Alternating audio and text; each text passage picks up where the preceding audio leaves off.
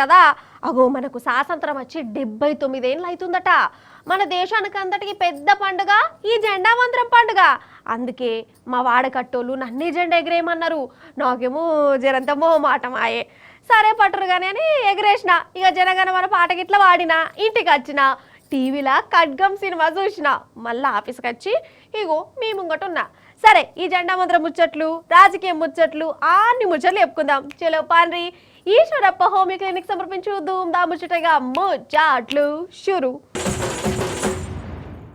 28 రాష్ట్రాలు, 8 కేంద్ర పాలిత ప్రాంతాలు, ఎన్నో జిల్లాలు, ఎన్నెన్నో పల్లెలు, ఎన్నో కులాలు మతాలు, ఎన్నో పండుగలు. కానీ దేశమంతా ఒక్క తీర్లనే జనాలందరూ చేసుకునే పెద్ద పండుగ మన జెండా వందనం పండుగ. ఆంగ్రేజీ రాజ్యాన్ని బద్దలు కొట్టి స్వాతంత్రం తెచ్చిన వీరులకు వందనాలు చెప్పుకుంటా జనాలందరూ 15 ఆగస్టు పండుగ చేసుకున్నారు. జెండా ఎగరేసి వీరులను యాద్ చేసుకున్నారు. మరి ఈ జెండా పండుగ ఎట్లా జరిగిందో అట్లట్లా చూసేద్దాం మనం. 15 ఆగస్టు నాడు దేశమంతా 15 ఆగస్టు పండుగ సంబరంగా నడిచింది. ఢిల్లీ నుంచి గల్లీ దాకా 3 రంగుల జెండా రెపరెపలాడినాయి. ఢిల్లీ ఎర్రకోట కాడ మన ప్రధానమంత్రి మోడీ సారు జెండా ఎగరేసిండు. ఎర్ర జంపఖాన మీద నడుచుకుంటా నెమ్మదిగా కోటెక్కి అమరవీరులను యాద్ చేసుకున్నాడు. మింట్రోలు ఆళ్ళు ఇల్లు సారుకు వందనాలు చేసిరు. మోడీ సారు జెండా ఎగరేసినాక స్పీచ్ ఇచ్చిండు. అయితే మోడీ సారు ఉపన్యాసంలో కూడా రికార్డు కొట్టిండోల్లా. 103 నిమిషాలు మాట్లాడుకుంటూనే పోయిండోల్లా. 103 నిమిషాలంటే దగ్గర పావుగంట తక్కువ 2 గంటలు అన్నట్టు. ఇక సారు 2 గంటల సేపు మాట్లాడుతున్నంత సేపు అందరూ ఓపికతో నిన్నారు. ఇక మన దేశం కథ ఏంది, మనం ఎట్టెట్ల ముంగడికి పోయినము, పాకిస్తాన్లోని కంతి రేషం ఏంది, ఇవన్నీ ఎప్పుకొచ్చిండు. ఇక దీపావళి సంధి జిఎస్టీ రేట్లు కూడా తగ్గుతాయని అనవట్టిండు మోడీ సారు. इस दिवाली में आपकी डबल दिवाली का काम मैं करने वाला। इस दिवाली में आपको एक बहुत बड़ा तोहफा देशवासियों को मिलने वाला है। पिछले 8 साल से हमने जीएसटी का बहुत बड़ा रिफॉर्म किया। पूरे देश में टैक्स के बर्डन को कम किया, टैक्स की व्यवस्थाओं को सरल किया और 8 साल के बाद समय की मांग है कि हम एक बार उसको रिव्यू करें। हमने एक हाई पावर कमेटी को बिठा करके रिव्यू शुरू किया, राज्यों से भी विचार विमर्श किया और मेरे प्यारे देशवासियों, हम नेक्स्ट जनरेशन जीएसटी रिफॉर्म्स लेकर के आ रहे हैं। ये दिवाली के अंदर आपके लिए तोहफा बन जाएंगे। सामान्य मानवीय की जरूरतों के टैक्स भारी मात्रा में कम कर दिए जाएंगे। बहुत बड़ी सुविधा बढ़ेगी। हमारे एमएसएमई, हमारे लघु उद्यमी, इनको बहुत बड़ा लाभ मिलेगा। మోడీ సారు ఎర్రకోటల జెండా ఎగరెత్తే మన ముఖ్యమంత్రి రేవంత్ సారు మన గోల్కొండ కోట మీద జెండా ఎగరేసి ఉపన్యాసం ఇచ్చిండు. అన్నట్టు రేవంత్ సార్ స్పీచ్ ఇందారా మీరు? గోల్కొండ కోటల 3 రంగుల జెండా సాక్షిగా సారి ఈడ కూడా అబద్ధాలు ఆడిండోల్లా. రైతు బంధు మీద మన అప్పుల మీద ఏమన్నాడో ఇనుర్రిగా.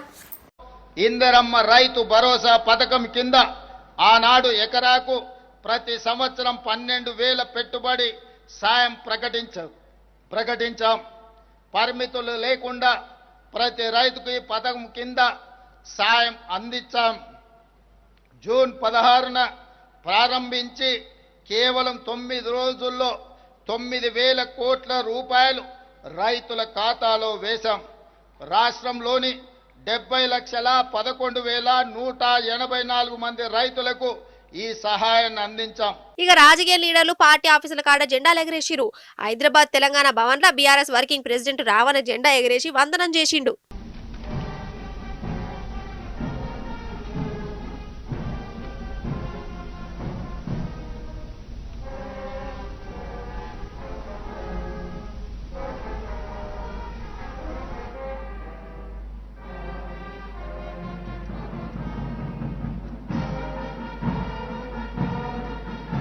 ఆళ్ళని కాదు, ఆటో డ్రైవర్లు, సఫాయి కార్మికులు, గల్లీల పెద్ద మనుషులు జెండా ఎగరేసి అమరవీరులను యాద్ చేసుకున్నారు. స్కూళ్ళ సంగతి మీకెరుకున్నదే నాయే. 15 ఆగస్టు అంటేనే స్కూళ్ళలో జరుగుతుంది అంటారు.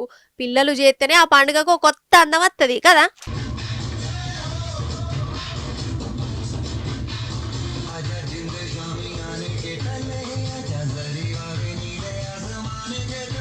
అయితే ఆడాడ జనంత ఎరైటెరైటీగా కూడా జెండా పండుగ చేసుకున్నారులా అగు మన ఆరుమూర్ల మండలం గంగపుత్రులు శ్రీరామ్ సాగర్ ప్రాజెక్టు నీళ్ళ జెండా 3 రంగుల జెండా ఎగరేసి భక్తిని చూయించిర్రు.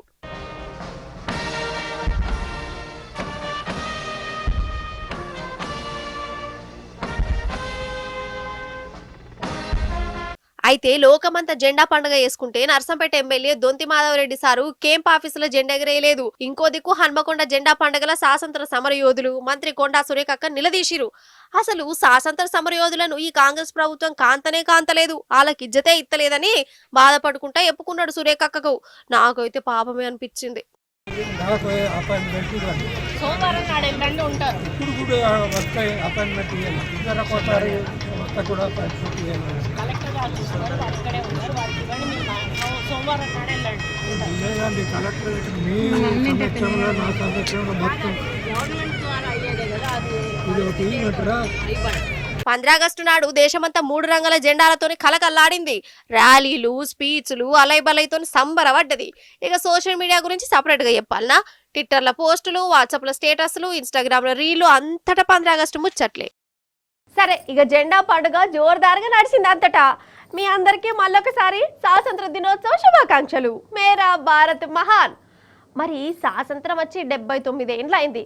ఓ దిక్కు మన దేశం దూసుకపోతుంది, మనం టెక్నాలజీ దుమ్ము రేపుతున్నాము, డెవలప్మెంట్లా అట్లా పోతున్నాము ఇట్లా పోతున్నామని స్పీచ్లు దంచుతురు కదా లీడర్లు. మంచిదే, కిండుంటే మన దేశం అంతగానం దూసుకపోతుందా అని నాకు కూడా మనసుకు దిల్కుష్ అనిపించింది. కానీ అసలు వాస్తవం చెప్పాలనా, 79 ఏండ్ల స్వాతంత్ర భారతదేశంలో ఇంకా ఎక్కడేసిన గొంగల అన్నే ఉన్న ఊర్లు ఉన్నాయి. అసలు కరెంటు తెలవని పల్లెలు బొచ్చడున్నాయి. బడి ముఖం చూడని పిల్లలు గిట్లున్నారు. దావఖాన కోసం తండ్లాడే జనాలున్నారు. ఇట్లా చెప్పుకుంటా పోతే కండ్ల పూట నీళ్ళొస్తాయి. ఒక్కొక్కల అవస్థ ఎట్లున్నో ఎరుకైతే ఆగో. ఇది సంబరాల భారతదేశం. ఈ సంబరాల వెనుక బాధ కూడా చూడాలి కదా. ఒకటా రెండా దగ్గర 80 ఏండ్ల సంది మన పాలన మనకైంది. 80 ఏండ్లు అంటే చిన్న ముచ్చట్న. మరి మనం ఎంత దూరం పోయినాం, ఎంత ఎత్తుకు ఎదిగినాం తెలవాలి కదా. ఈ 79-80 ఏండ్లల్లా ఎన్నో ప్రభుత్వాలు మారినాయి, ఎంతో మంది ప్రధానులయ్యారు. కానీ ఏం ఫైదా? ఇంకా తిండికి దొరకని జనాలు ఉన్నారు, కరెంటు రాని ఊర్లు ఉన్నాయి. కమస్కం ఊరు దాటేందుకు తొవ్వలేని పల్లెలెన్నో మీరు కూడా చూస్తూనే ఉన్నారు. ఎంతమంది అవస్థ పడుతురో. 50 ఏళ్ళు ఈ దేశాన్ని చేపాటి పాలన చేసింది, 20 ఏళ్ళు పువ్వుపాటి పాలన నడిచింది. కానీ ఏమొరిగింది మీరే చెప్పురి. కమస్కం కరెంటు కూడా ఇవ్వకుంటే అసలు ఎందుకు ఈ ప్రభుత్వాలు? దావఖానాలకు పోవాలంటే ఇంకా డోలీల అవస్థ ఏంది? చెరువులు గుట్టలు దాటుకుంటూ పోడేంది? రోడ్డు మీదనే గ్లూకోజ్ ఎక్కించుకుంటూ పోయే తనలాట ఇంకా ఎందుకున్నది? అంతెందుకుల్లా బాత్రూమ్లు కూడా లేని ఊర్లు ఇంకా ఉన్నాయి. గిదే ఎలిగిపోవడంటే, గిదా డెవలప్మెంట్ అంటే. ఏమన్నా అంటే మన దేశం అన్ని దేశాల కంటే ముందున్నదని మైకుల ముందు ఎప్పుడే తప్ప గరీబోళ్ళ రాత మారింది లేదు. అంతెందుకొల్లా 40 ఏళ్ల కిందట చైనా పరిస్థితి ఏంది? మనమే వాళ్ళకంటే ముందున్నాం. కానీ ఇప్పుడు చైనా మనల్ని కాదు కదా, దునియాల్ని నంబర్ 1 దేశం లెక్క మారింది. మరి మనం గట్లెందుకు కాలేదు? మన కాడ ఏం లేవా అంటే అన్ని ఉన్నాయి. కానీ అల్లు నోట్ల శని అన్నట్టే ఉన్నది. మన పాలకులు ఎంతసేపు ఓట్లలో గెలుపోవటం అన్నది చూసుకున్నారు తప్ప మన దేశాన్ని దునియా ముందు గెలిపియాలి అన్నట్టుండేనా? ఉంటే ఇప్పటికి ఇంత అవస్థ ఉండునా? ఓట్లంటే యాదకొచ్చింది. ఆఖరికి మన ఓటు మనం వేసుకునే స్వాతంత్రం కూడా లేకపాయే. మన పేరు మీద ఇంకెవడో ఓట్లు గుద్దుతురట. దొంగోట్ల రామాయణ నడుతుంది. ఇది చాలదని కులాలు మతాల కొట్టాటలు పెడుతురు.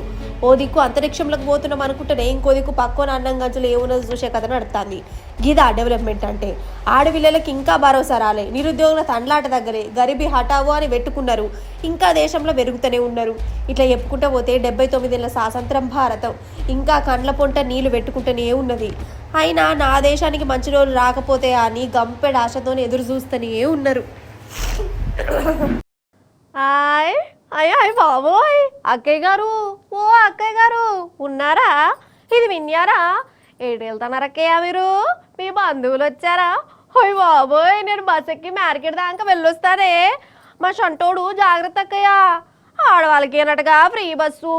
సంటోని తీసుకెళ్తేను మళ్ళీ టికెట్ కొడుతుడక్కయ్యా. ఈ ఆవిడని సులోచన గారు అంత చామేనా అండి?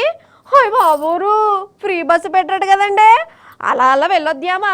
బాబాయ్ హోటల్లా బజ్జీలు పార్సల్స్ తెచ్చుకుందామండి. హై యారా అబ్బాయి, ఏడు చేస్తున్నా? ఇక నుంచి నువ్వు ఎటు వెళ్ళమాకురా అబ్బాయి, నేనే వెళ్తాను. తాతగారి దగ్గరికి నేను వెళ్ళి నీకు కావాల్సిన జంతికలు తీసుకొస్తానే. ఎండాకాలం సెలవు వచ్చినా నేనే వెళ్తాలేరా బడవా. ఫ్రీ బస్సులో వెళ్ళకుంటేను చంద్రబాబు సారు ఫీల్ అవుతారు. అసలే బాబోరికి బెంగ ఎక్కువ.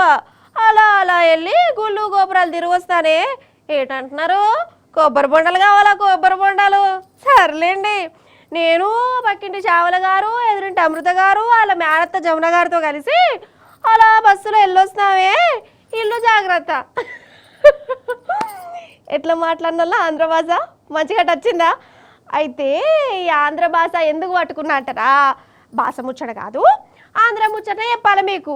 ఆ ముచ్చట ఏంటంటే ఆంధ్రలోను మన ఆడలేడీస్కు ఫ్రీ బస్సు వచ్చేసిందటగా. చంద్రబాబు గారు కూడా ఫ్రీ బస్సులో ప్రయాణం చేశారటండి. నా అమ్మరేటండి, అయ్యి బాబోయ్ నిజమండి బాబు. చూడండి మీరే. మరి వాళ్ళు టికెట్ తీసుకున్నారా, ఫ్రీగానే ప్రయాణం చేశారా నాకు తెలియదండి. ఏరా అబ్బాయి, నువ్వు నా వంక చూస్తావేంటి? ముచ్చట చూడు.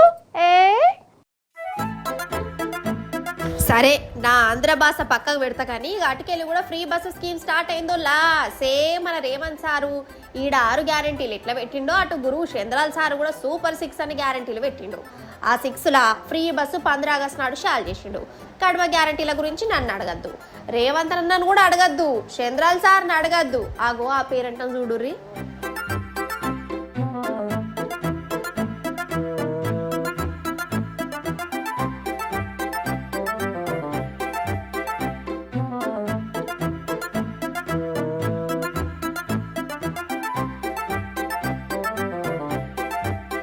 ఆగ చూసిరా, ఆడోల కోసం పెట్టిన ఫ్రీ బస్సుల మన చంద్రాల్ సారు, ఆయన కొడుకు లోకేశం బాబు, చిన్న సీఎం పవన్ అన్న కూర్చొని ప్రయాణం చేసిరోళ్ళ. ప్యాసింజర్ల పక్క పొంటి కూర్చొని వాళ్ళతో మాట ముచ్చట పెట్టుకుంటా పోయిరాగో.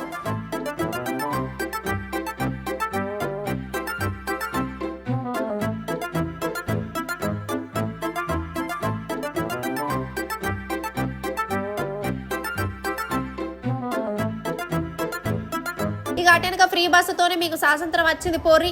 ఏడికన్నా పోవచ్చు, ఎటన్నా పోవచ్చు, పుక్కట్లా అని చెప్పుకొచ్చిండు చంద్రాల్ సారు.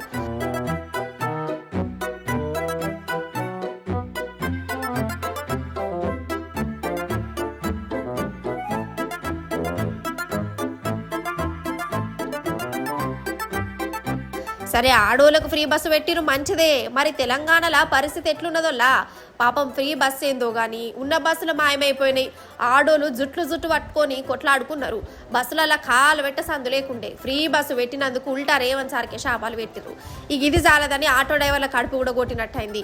వాళ్లకు గిరాకు లేక బలమిటికి జీవిడిచిరు. ఇవన్నీ చూసి కూడా చంద్రాల్ సారు ఆడ ఫ్రీ బస్సు పెట్టి సంబరపడ్డాడు. మరి ఆటో డ్రైవర్ల సంగతి ఏంది సారు అంటే, వాళ్ళకి ఏదో ఒకటి చేస్తే తీరని అంటుండట. ఇక ఆర్టీసీ బస్సులా ఇటు మన తెలంగాణ అక్కలు అటు ఆంధ్ర అక్కలు ప్రయాణాలు కట్టి కరాటాలు కుంఫులు చేసుకోవద్దని నేనే కోరుకుంటున్నా. ఆడోళ్ళ ఫ్రీ బస్సులా మన చంద్రాల్ సారు ప్రయాణం కట్టిండు, పవన్ అన్న ప్రయాణం కట్టిండు, లోకేశం బాబు కూడా కూర్చున్నాడు. మరి మా బాలయ్య బాబుకి ఏం తక్కువ? మా బాలయ్య బాబు ఎండ తక్కువ అన్నా ఏమనుకుంటారు? వాళ్ళందరూ ఒక ఎత్తు, మా బాలయ్య బాబు ఇంకో ఎత్తు. అందుకే మా బాలయ్య అందరి లెక్క బస్సుల ప్రయాణం కట్టలే. నీ ఊరొచ్చా, నీ బస్సు ఎక్క, బస్సు స్టీరింగ్ తిప్ప అనుకుంటా. అగో ఇట్లా తీసుకోబోతుండో చూడు. దవిడి దివిడే బాలయ్య, ఆగయ్యా జరా, నేను కూడా వస్తాను గాని. ఏహే చూసిరా, ఎవలో డ్రైవర్ కావచ్చని అనుకోగల ఆయనత మన బాలయ్య బాబేనోళ్ళ. అగు స్టీరింగ్ పట్టిండు, తిప్పుతూనే ఉన్నాడు కదా. అసలు బస్సు ఏమన్నా నడుపుతుండా? అమ్మతోడు చెప్తున్నా, మన బాలయ్య బాబుకు సినిమాలల్లో ఈ విమానాలు నడుపుతాడని ఎరికే గాని బయట బస్సులు కూడా నడుపుతాడని ఇప్పుడు ఎరికైంది. ఆ నడుపుట్లో కూడా ఏమన్నా స్టైల్ చూపిస్తుండా? అగ్గగ్గగ్గో స్టీరింగ్ కూడా ఇడిచిపెట్టిండు బాలయ్య సారు. గా స్టీరింగ్ అయితే పట్టుకోసారు, లోపల ప్యాసింజర్లు కూర్చున్నారు. ఊహు ఇంటలేడు కానీ ఏమన్నా నడుపుతున్నాను అసలు బస్సును. అయితే ఆంధ్రలో ఫ్రీ బస్సు స్కీమ్ పెట్టే కదా, లీడర్లందరూ ఫ్రీ బస్సులో కూర్చొని ప్రయాణం చేస్తే మన బాలయ్య బాబేమో మన అక్కలను బస్సులో కూర్చోబెట్టుకొని తోలిండు. ఇక బాలయ్య బస్సు తోలుతుంటే వీళ్ళు ఒక కుషవడా అసలు. అవుగాని ఇంతకు లైసెన్స్ ఉన్నదా బాలయ్య బాబుకు? కానీ బాలయ్య నడుపుతున్నంత సేపు బస్సులు ఉన్న వాళ్ళకు ఎట్లా అనిపించిందో గానీ నాకైతే జర టెన్షన్ అయిందోలా. కానీ మస్తు నడిపిండు. జై బాలయ్య, నీ మనసు వెన్న బాలయ్య.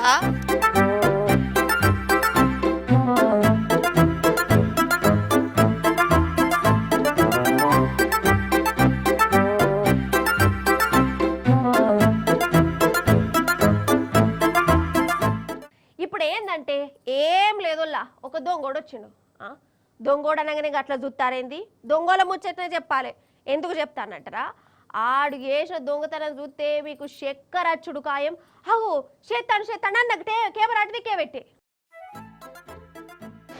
ఈ సీన్ చూడురి, ఈడొకడు మంచం మీద కూర్చొనున్నాడు. విగ్రహం అనుకుంటురా? నేను కూడా విగ్రహమే అనుకుంటా, గంతసేపటిదాకా అట్లనే ఉంటే. కానీ విగ్రహం కాదు, మనిషే. దొంగోడు అరవంటే ఇగో మంచంలో పండుకున్న ఆయన లేతే సుత్తతోని కొట్టినందుకు రెడీగా ఉన్నాడు. అయితే ఇది ఒక రిటైర్ జడ్జిలోల్లా మధ్యప్రదేశ్ రాష్ట్రం అట. ఈ జడ్జి ఇంటికి నడియం రాత్రి 2 దొంగలు వచ్చారు. జడ్జి సారేమో మంచం వండుకున్నాడు. ఈ ఒక దొంగోడేమో ఇల్లంతా లూటి ఎత్తా అంటే ఇంకో దొంగోడి ఇట్లా జడ్జిలు ఎత్తే వేసేద్దాం అన్నట్టు ఉన్నాడు. కానీ జడ్జి అదృష్టం ఆయన లేతే పాపం వీడు నెత్తి మీద ఒట్టు కావచ్చు. కానీ ఇల్లు మాత్రం లూటి అయిపోయింది. చూసినావా దొంగలు ఎట్లా మోపేరో? అసలు ఈ దొంగలు కొంచెం మంచి దొంగలు ఉన్నట్టే ఉన్నారోళ్ళా కదా. ఇల్లు లూటు చేసి అప్పుచెక్క ఆడికెళ్ళి పారిపోయారు.